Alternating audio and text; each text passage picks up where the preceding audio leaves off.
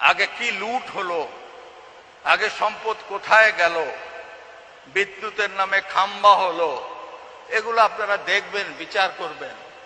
আমি রাজপথ থেকে বঙ্গভবনে এসেছি। আমি হঠাৎ করে টপকে পড়ি নাই বঙ্গভবনে। আমি পাবনার রাজপথ থেকে বঙ্গভবনে গিয়েছি। আমি পাবনার ইন্দ্রাপট্টি থেকে রাজপথ গিয়েছি। আমি ইন্দ্রাপট্টিতে শিক্ষা শান্তি প্রগতির স্লোগান দিয়েছি।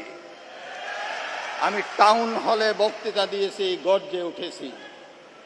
আমি রাজনীতির এমন কোন অঙ্গন নাই যা আমি ছুঁয়ে যাই নাই। কিন্তু ৭৫-এর পর অবৈধ সামরিক সরকার এই বিচার প্রক্রিয়া বন্ধ করে দিয়েছিল।